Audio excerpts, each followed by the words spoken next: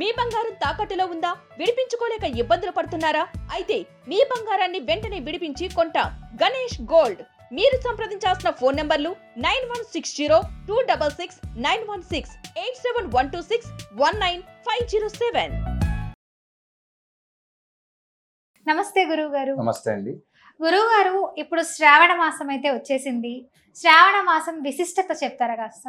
అలాగే, శ్రావణ మాసము అనగా పూర్ణిమ రోజు శ్రవణ నక్షత్రంతో కలిపి ఉన్నటువంటి మాసాన్ని శ్రావణ మాసము అంటారు.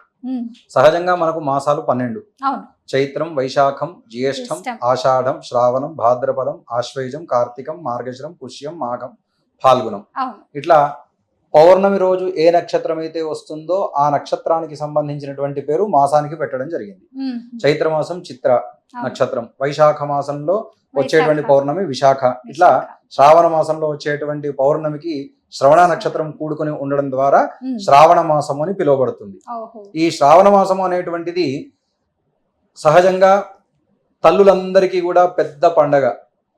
సహజంగా మనకు పండగ అనేది ఒక రోజు చేసుకుంటాం, కానీ శ్రావణ మాసం 30 రోజులు పండగే. ప్రతిరోజు ఒక్కొక్క రోజు ఒక్కొక్క వ్రతానికి సంబంధించినటువంటి విశిష్టత ఉన్నది. ఒక్కొక్క రోజు ఒక్కొక్క వ్రతం చేసుకోవాలి. ఆ వ్రతాలకు సంబంధించినటువంటి పనులలో తల్లులంతా నిమగ్నమైపోయి ఉండి ఆ వ్రతం చేసుకున్నామంటే మనం పండగ వాతావరణమే కదా. అంతేకాకుండా శ్రావణ మాసము, భాద్రపద మాసం, ఈ రెండు కూడా వర్ష ఋతువులో వస్తాయి. వర్షాకాలంలో వచ్చేటువంటి ఈ 2 నెలలు కూడా ముఖ్యంగా మనకు అప్పుడప్పుడే వచ్చేటువంటి పత్రములు కానీ, పుష్పాలు, ఫలాలు, ఇవన్నీ కూడా ఎప్పుడు కావాలంటే అప్పుడు ఈ నెల రోజులు వస్తూ ఉంటాయి. ఏ పండు కావాలన్నా దొరుకుతుంది మనకు శ్రావణ మాసంలో. ఎటువంటి పత్రము కావాలన్నా అప్పుడప్పుడే చిగురిస్తున్నటువంటి పచ్చదనముతో వచ్చేటువంటి ఆకులు ఉంటాయి. దాని ద్వారా ఏమవుతుంది, వర్షాకాలంలో వచ్చేటువంటి వ్యాధులు, చర్మ సంబంధితమైనవి కావచ్చు, అంటు వ్యాధులు కావచ్చు, ఇటువంటివన్నిటిని కూడా దూరం చేస్తాయి. ఎందుకు చేస్తాయి అంటే ఆకులు, చెట్ల ద్వారా మనకు ఆక్సిజన్ వస్తుంది. ఈ పత్రాలతోటే అమ్మవారికి కానీ, భాద్రపదంలో గణపతికి కానీ, ఆశ్వేజంలో అమ్మవారికి కానీ, లేదా ఈ శ్రావణ మాసంలో హరిహరులకు, శివకేశవులు ఇద్దరికి కూడా మనం విశేషంగా పూజలు చేసుకుంటూ ఉంటాం.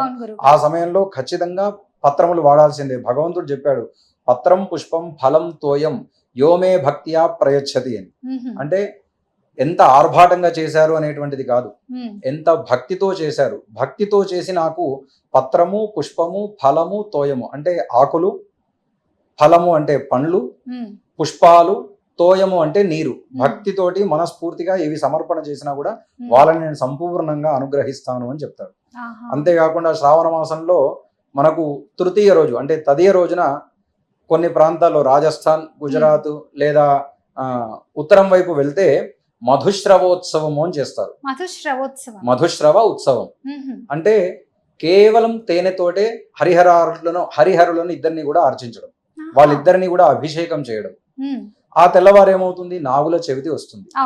చక్కగా సంతానోత్పత్తికి, సంతానం కావలసినటువంటి వారికి, సంతానలేమి ఉన్నటువంటి వారికి సుబ్రహ్మణ్య స్వామి రూపంలో ఉన్నటువంటి నాగేంద్ర స్వామిని ఆరాధన చేసుకోవడము. తెల్లవారే నాగ పంచమి, దాన్నే గరుడ పంచమి అని కూడా పిలుస్తూ ఉంటారు. స్వామివారిని ఆ 2 రోజుల్లో కూడా విశేషంగా ఆరాధన చేయడం ద్వారా సుబ్రహ్మణ్యేశ్వర స్వామి సంపూర్ణ అనుగ్రహం కలిగి సంతానం కలుగుతుంది. వివాహం కావలసినటువంటి వారికి అమ్మాయిలకి చక్కటి వరుడు దొరుకుతాడు, అబ్బాయిలకి చక్కటి వధువు దొరికి సకాలంలో వివాహం జరుగుతుంది. అంతేకాకుండా అన్యోన్య దాంపత్యాన్ని ఇచ్చేటువంటి వాడు సుబ్రహ్మణ్యేశ్వర స్వామి. ఆయన కేవలం దాంపత్యము, సంతానం మాత్రమే కాకుండా విద్య, ఉద్యోగ, వ్యాపార, వివాహ, సంతాన, ఆరోగ్య, దీనికి సంబంధించినటువంటి అన్ని ఇబ్బందులు తొలగింపజేస్తాడు. అంతేకాకుండా మంగళవారం ఆయనకు అత్యంత ప్రీతికరం, షష్ఠి అత్యంత ప్రీతికరం. కాబట్టి ఈ 2 రోజుల తర్వాత మళ్ళీ షష్ఠి వచ్చేస్తుంది. 3 రోజులు ఆయనకి దినత్రయంగా దీక్ష తీసుకొని కూడా ఆయనకు పూజ చేసేటువంటి వాళ్ళు ఉంటారు. ఆ తర్వాత శుక్రవారము అమ్మవారికి విశేషంగా ఉంటుంది. ఎందుకోసం చేయాలి అంటే భార్గవి అనే అమ్మవారికి పేరు. భార్గవి అమ్మవారు, లక్ష్మీ అమ్మవారికి మరొక పేరు భార్గవి అని కూడా ఉంది. ఒక జన్మలో భృగు యొక్క కుమార్తె, తన పేరుతో, తన తండ్రి పేరుతో ఉన్నటువంటి వారం కాబట్టి శుక్రవారాన్ని భృగువారం అని కూడా పిలుస్తారు. తన తండ్రి పేరుతో ఉన్నటువంటి వారం కాబట్టి ఆ రోజున తనకి అత్యంత ప్రీతికరం. ఆమెకి ఎవరైతే పూజ చేస్తారో మనకు శ్లోకంలో కూడా వస్తుంది, భార్గవి లోకజనని క్షీరసాగర కన్యక అని అమ్మవారికి పేరు. కాబట్టి ఆ రోజున పూజ చేయడం ద్వారా అత్యంత విశేషమైనటువంటి ఫలితం కలుగుతుంది. శ్రావణ మాసంలో వచ్చేటువంటి ప్రతి సోమవారం కూడా శివారాధన చేసుకోవడం ద్వారా, శ్రావణ మాసం మొత్తం చేసుకోవాలి, అందులో సోమవారం చేసుకోవడం అత్యంత ప్రీతికరం. శ్రావణ మాసంలో శనివారం రోజున కొంతమంది వెంకటేశ్వర వ్రతం చేస్తూ ఉంటారు. ఆ తర్వాత ప్రతి శ్రావణ మాసంలో వచ్చేటువంటి పౌర్ణమి ముందు వచ్చేటువంటి శుక్రవారం రోజు వరలక్ష్మి వ్రతం అని చేస్తూ ఉంటారు. ఆ రోజు కుదరనటువంటి వాళ్ళు, సహజంగా ఆడవాళ్ళకి కొన్ని ప్రకృతి సంబంధించినటువంటి ఇబ్బందులు ఉంటాయి కదా, సహజ సిద్ధమైనవి, అటువంటివి కలిగినప్పుడు తర్వాత వారము ఆ తర్వాత వారము చేసుకుంటారు. కొంతమంది ఏం చేస్తారు, ప్రతి శుక్రవారం చేసుకుంటాము అంటారు. అధికస్య అధికం ఫలం అన్నట్టుగా, అంటే చేసుకుంటా అని చెప్పి చేసుకోకపోతే వాగ్దానం చేసినటువంటి దోషం కలుగుతుంది. అంటే మనం ఒక మాట మాట్లాడుతున్నామంటే సరస్వతిని అమ్మవారిని బయటకు పంపిస్తున్నట్టుగా, వాగ్వై సరస్వతి, మన మాటనే సరస్వతి అమ్మవారిని బయటకు పంపినప్పుడు మనం ఏం చేస్తాము, ఆ వాగ్దానం చేసినప్పుడు దాన్ని ఖచ్చితంగా మనం పాటించాల్సిందే, ఎంత గొప్పదైనా సరే. సో ఒక మాట మాట్లాడే ముందు జాగ్రత్తగా ఆలోచన చేసి మాట్లాడుకోవాలి. అందుకోసం ఏదైనా తప్పు మాట్లాడినా దోషమే, అంటే ఇలా చేస్తామని చెప్పి చేయకపోతే అది పాపం. మనకు సత్యనారాయణ వ్రతంలో కూడా వస్తుంది కదా, ఒక వైశ్యుడు కథ వస్తుంది, 3-4 కథలలో. నేను సంతానం కలిగితే వ్రతం చేస్తానని చెప్పి తన భార్య ముందు ప్రతిజ్ఞ చేస్తాడు. తర్వాత కొంతకాలానికి తనకు సంతానం కలుగుతుంది, అమ్మాయి పుట్టింది కదా, కాబట్టి 6వ నెలలో అన్నప్రాశన సమయంలో చేద్దాంలే అని దాట వేస్తాడు. 6వ నెలలో గుర్తుకు చేస్తే మొదటి సంవత్సరంలో జన్మదిన వేడుకలు చేయాలి కదా, అప్పుడు చేద్దాంలే దాట వేస్తాడు. అప్పుడు గుర్తుకు చేస్తే 3వ సంవత్సరం ఎట్లాగో క్షురకర్మాది చేయించాలి, చెవులు కుట్టించడం ఇవన్నీ ఉంటాయి కదా, అప్పుడు చేద్దాంలే దాట వేస్తాడు. అప్పుడు గుర్తుకు చేస్తే అమ్మాయికి ఎలాగో 8వ సంవత్సరంలో వివాహం చేయాలి కదా, అప్పుడు చేద్దాంలే దాట వేస్తాడు. వివాహం అయిపోతుంది. ఆ సమయంలో భార్యాభర్తలు ఇద్దరూ కూడా స్వామివారిని మర్చిపోతారు. తర్వాత వచ్చేటువంటి కొన్ని ఇబ్బందులు, స్వామివారు అరే వీడు మళ్ళీ దుఃఖములు కలిగినప్పుడే, ఇబ్బందులు కలిగినప్పుడే నేను గుర్తుకు వస్తానా ఏంటి, అలాంటప్పుడు మళ్ళీ ఒకసారి గుర్తు చేద్దాము అని చెప్పి చూస్తాడు. తర్వాత రాజుగారి దగ్గరికి వెళ్తాడు, మళ్ళీ వస్తాడు. అక్కడ రాజుగారి దగ్గర ధనాగారంలో కొంత ధనాన్ని మాయా దొంగలు వచ్చేసి అపహరించుకుని వెళ్తారు.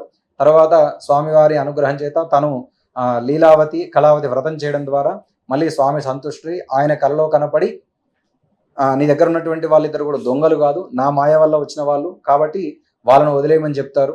మళ్ళీ తాను తీసుకున్న దానికంటే స్వామివారి మాయ చేత వచ్చారు కాబట్టి ఇంకా నేను రెట్టింపు ఇచ్చేస్తానని చెప్పి తాను దగ్గర తీసుకున్న దానికంటే కూడా అధికంగా డబ్బిచ్చి పంపిస్తాడు. అప్పుడేమవుతారు, ఈ మాయా దొంగలు ఈ వెళ్ళిపోయిన తర్వాత ఈ వైశ్యులిద్దరు కూడా స్వామివారి యొక్క అనుగ్రహం చేత డబ్బు వస్తుంది, అహంకారం పెరిగిపోతుంది. మళ్ళీ స్వామివారు ఇప్పటికైనా వీళ్ళు మారారా లేదా చూద్దామని చెప్పి ఒక సన్యాస రూపాన్ని ధరించి వాళ్ళ దగ్గరికి వచ్చేసి, మీరు ఎక్కడి నుంచి వస్తున్నారు, ఎక్కడికి వెళ్తున్నారు, మీ దగ్గర ఏమున్నాయి అంటే, ధనగర్వంతో ఉన్నవారు కాబట్టి పరిహాసంగా నవ్వుతూ స్వామివారికి అబద్ధం చెప్తారు. అప్పుడు అశ్విని దేవతలు ఊరుకుంటారా, తథాస్తు దేవతలు తథాస్తు అంటారు. ఏమని అబద్ధం చెప్తారు, మా దగ్గర ఏమైనా డబ్బు ఉంటే దొంగిలించడానికి ఆలోచిస్తున్నావా, ఆకులు అలములు మాత్రమే ఉన్నాయని అబద్ధం చెప్తారు. నిజంగానే ఆకులు అలములు ఉంటాయి అవి. అప్పుడు అది చూసి మళ్ళీ బాధపడతారు. అందుకోసం మనం ఏం చేయాలి, సహజంగా మన దగ్గర ఏం చేస్తాము, ఒక బియ్యం కానీ లేదా డబ్బులు కానీ ఏదైనా ధాన్యం కానీ ఇంట్లో ఏదైనా వస్తువు కానీ లేకపోతే లేవు అని చెప్పకూడదు, నిండుకున్నాయని చెప్తాం.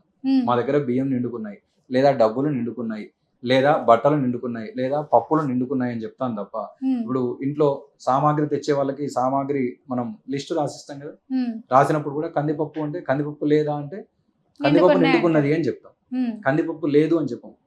లేదు అంటే నిజంగానే ఆ గృహంలో ఐశ్వర్యం లేకుండా పోతుంది. ఈ మాట తెలియక ఎంతమంది పిల్లలు తల్లిదండ్రుల చేతిలో కొట్టించుకోరు, దెబ్బలు తింటూ ఉంటారు.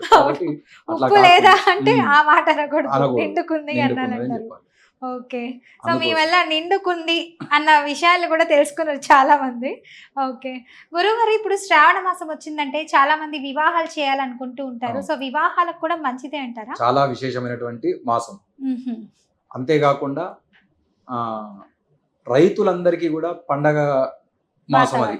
ఎందుకు అంటే తొలకరి జరలు వచ్చేస్తాయి, ఆషాఢ మాసంలో ధాన్యాలన్నీ కూడా వేసేస్తారు, వాళ్ళ పనులు పూర్తి చేసుకుంటారు. వరుణుడు హర్షించి వర్షింపజేస్తే ఆ ధాన్యం అంతా కూడా మొలకలు ఎత్తేటువంటి మాసం కాబట్టి. అంతేకాకుండా ఈ పత్రాలతోటి మనం పూజించడం ద్వారా ఏమవుతుంది, వర్షాలు వస్తాయి. అవును. వర్షాలు వచ్చినప్పుడు గ్రామాల్లో గాని లేదా ఇతరత్ర చెత్త అదంతా పెరిగిపోయి ఉంటుంది. ఈ అవును. వర్షం నీటికి అదంతా వెళ్ళిపోయి చెరువులో వెళ్తుంది. ఆహా. ఇందాక మనం చెప్పుకున్నాం కదా, చెరు స్నానం చేయాలి, తటాక అవును. స్నానం చేయాలని. ఉమ్. దాంట్లో చేయడం ద్వారా చర్మ సంబంధితమైనటువంటి ఇబ్బందులు వస్తాయి, ఆహా. అంటు వ్యాధులు వస్తాయి. అందరూ ఒకే చోట స్నానం చేసేసరికి ఏమవుతుంది, అవును, అంటు అంటు వ్యాధులు వ్యాధులు వీళ్ళకి వస్తాయి. వాళ్ళకి వీళ్ళకి వస్తాయి. అవును. ముఖ్యంగా చిన్న పిల్లలకు జలుబులు అవంతా కూడా రావడానికి ఉమ్. కారణం ఇప్పుడు రకరకాల వైరస్లు వచ్చేసాయి కదా వైరస్లు గురుగారు. వచ్చేస్తున్నాయి. అవన్నీ దోషాలు తొలగిపోవడం కోసమే నానా ఉమ్. రకాలైనటువంటి పత్రి తీసుకొచ్చి అమ్మవారికి గాని హరిహరులకు గాని అర్చన చేయడం. ఇప్పుడు ఉమ్. శివుడికి విశేషంగా బిల్వార్చన చేస్తాం మనం, లక్ష బిల్వార్చన ఈ మాసంలో. ఆహా. అంతేకాకుండా మహాలింగార్చన, సహస్రలింగార్చన అని చేస్తాము. ఉమ్. కలౌ పార్థివం ఉత్తమం అని ఉమ్. కలియుగంలో మట్టితో చేసినటువంటి బింబాలకి పూజ చేయడం ఉత్తమము అని. ఆహా. అందుకోసమే పుట్టమట్టి తీసుకొచ్చి 365 చిన్న చిన్న శివలింగాలు తయారు చేసి ఉమ్. కైలాసంలో శివ పరివారం ఏ రకంగా అయితే ఉంటుందో ఆ రకంగా కైలాస యంత్ర ప్రస్తార యంత్రం వేసేసి అక్కడ ఉమ్. ఏర్పాటు చేసి అక్కడ ఉన్నటువంటి 365 శివలింగాలకి కూడా పూజ చేయాలి. ప్రతి శివలింగానికి అర్చన ప్రధానం. ఆహా. అది ఒక్కసారి చేసుకోవడం ద్వారా 365 రోజులు ప్రతిరోజు కూడా శివుడికి అర్చన చేసినటువంటి ఫలితం మనకు కలుగుతుంది. ఉమ్. ఇప్పుడు అంత శ్రావణ గొప్ప. మాసంలో చాలా మంది వరలక్ష్మి వ్రతాలు చేసుకుంటూ ఉంటారు. అవును. దానికి ఎలాంటి నియమాలు పాటించాలి, పూజా విధానం ఎలా చేసుకోవాలి గురుగారు? వరలక్ష్మి వ్రతానికి సూర్యోదయానికి వరలక్ష్మి వ్రతమనే కాకుండా ఏ పూజ చేసుకున్నా కూడా ఉమ్. సూర్యోదయాన్ని చూడకుండా ఉండకూడదు ప్రతిరోజు కూడా. ఆహా. అంటే సూర్యోదయానికి పూర్వమే మనం నిద్రలేచి ఉమ్. స్నానాదులు నిత్య కర్మలన్నీ కూడా ఆచరించి ఉమ్. దీపారాధన చేసుకొని నిత్య నైమిత్తికమైనటువంటి కర్మలు ఏవైతే ఉంటాయో అవన్నీ చేసుకోవాలి. ఉమ్. ఆ తర్వాత అమ్మవారికి పూజ చేసుకోవడానికి మందిరాన్ని ఏర్పాటు చేసుకోవాలి. ఉమ్. మందిరము లేదా అది లేకపోతే ఒక పీఠము పైన గోమయం అలిగి 5 రంగుల చూర్ణాలతో ముగ్గులు పెట్టి దానిపైన మళ్ళీ ఒక వస్త్రం పరచాలి. ఆహా. ఆ వస్త్రము ఏదో ఒకటి మనం వేయాలి కదా అన్నట్టుగా వేయకుండా సదృశం నూతనం దృఢం, కొత్తదైంది ఉండాలి, దృఢమైంది చక్కడైనటువంటిది అయి ఉండాలి. ఉమ్. ఆ దృఢమైనటువంటి వస్త్రాన్ని ఏర్పాటు చేసి మళ్ళీ బియ్యం పోసి ఒక కలశాన్ని ఉంచి ఉమ్. ఆ కలశంలో మామిడాకులు, కొబ్బరికాయ, జాకెట్ బట్ట పెట్టేసి ఉమ్. తర్వాత ముందుగా గణపతి ఆరాధన చేసుకొని శుద్ధి ఉమ్. పుణ్యాహ వాచనాన్ని చేసుకొని యమునా పూజ చేసుకొని అమ్మవారిని ఆవాహన చేసి పూజ చేసిన తర్వాత ఉమ్. కథ విని తర్వాత వీలైతే దంపతి పూజ లేదా కనీసం సుమంగళి పూజ చేసి ఆహా. కన్యా పూజ చేసి వాళ్ళకి తోరాలు కట్టి తాను తోరాన్ని ధరించి ఆ వచ్చినటువంటి ముత్తైదువకి వాయన దానం చేయాలి. ఆహా. ఆ వాయన దానం చేసేటప్పుడు ఇందిరా ప్రతిగృహ్ణాతి ఉమ్. ఇందిరా వై దదాతి చ ఇందిరా తారకోభాభ్యాం ఇందిరాయై నమో నమః అని చెబుతూ చేయాలి. ఉమ్. అంటే నా వాయనం తీసుకునేటువంటిది ఇందిరా. ఉమ్. ఇందిరా అనగా లక్ష్మీ అమ్మవారు. ఆహా. ఇందిరావై దదాతి చ ఇస్తున్నది కూడా ఒక లక్ష్మియే. ఉహు. అందుకే ఇచ్చుకుంటున్నామ వాయనం, నా పుచ్చుకుంటున్నామ వాయనం వాయనం తీసుకుంటున్నది ఎవరు, అంటారు. నేనే మంగళగౌరి, నేనే వరలక్ష్మి అని చెప్తూ ఉంటారు. అవును. ఇందిరా తారకోభాభ్యాం ఈ ఇద్దరు అమ్మవార్లు కలిసి ఇచ్చిపుచ్చుకుంటున్నారు. ఆహా. ఇందిరాయై నమో నమః అటువంటి లక్ష్మీ అమ్మవారికి నేను నమస్కరిస్తున్నాను అని చెప్పి ప్రార్థన చేస్తూ ఉమ్. ధరింపవలసినటువంటి శ్లోకం ఇది. ఉహు. చాలా చక్కగా చెప్పారు గురుగారు. నిజంగా శ్రావణ మాసం అంటే ఏంటి, దాని విశిష్టత, సో ఎలాంటి పూజలు చేసుకోవాలి, వరలక్ష్మి పూజ అంటే ఎలా ఉంటుంది, శుక్రవారం రోజు మంగళ గౌరి వ్రతాలు ఎలా చేసుకోవాలి, చాలా చక్కటి విషయాలన్నీ మాకు తెలియజేశారు గురుగారు. ధన్యవాదాలు.